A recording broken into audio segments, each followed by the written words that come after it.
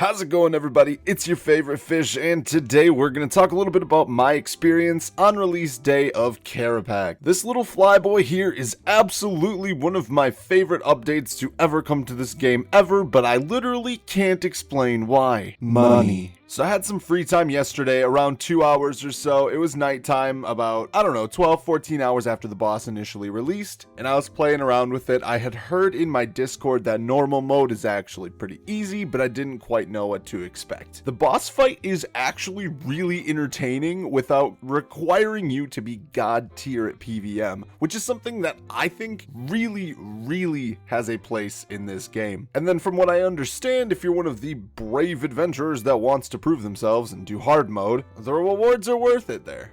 Now, since I only had about 2 hours to do it yesterday, I'm not really all that good at this boss. There's still one attack. That is the actual first mechanic of this boss. That still kind of gets me sometimes. Basically, he like shoots out this little beam of super high energy juice right at your face. And if it hits you, you get stunned and then you have to stand in the beam for a little while. Kind of just throws off your DPS rotation. So to avoid that, I've just been using Anticipate, like get hit by it and then just move out of the way back into my Death Swiftness. That seems to kind of take care of things. Overall, I've managed to get my kill times down to a pretty comfortable like 3 minutes and 15 seconds. I know I can do better. There's a lot of room for opportunity in this boss, and that's one of the things I love about it so much. I can see so many different ways that you could optimize your rotation and your kills to get faster kill speeds and therefore a ton more money per hour.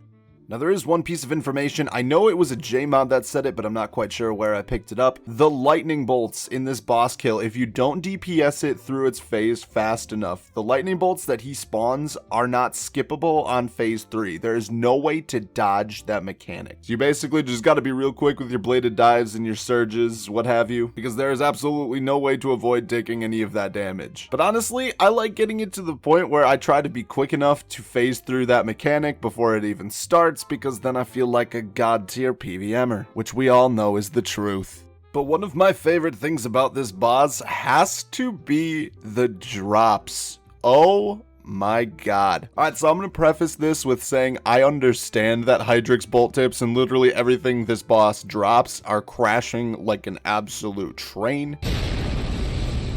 But still, it feels so freaking good to spend 3 minutes on a kill and see like a 1 mil drop every single time without fail, sometimes even more. I'll let you guys know that I have not gotten any really unique drops. The only cool thing I've seen so far is the pages, but I plan on doing a whole bunch more of this boss today, so maybe my luck will turn around and then I'll have more content for chasing logs. But just the common drops alone make this feel so satisfying to somebody who can't go and kill Telos because I have the coordination of a 2-year-old. As far as I understand, Hydrix bolt tips right now, or at least last night when I checked, we're sitting at around 27k, so they have been crashing real hard, but that's understandable because so many are coming into the game. I know personally, after about 2 hours of doing this, I received right around 260 Hydrix bolt tips, which is an absolute insane amount. So if you take anything out of this, just know that the money is really freaking good. This update has kind of re-inspired me to start playing the game. As you all know, I've taken approximately the last like month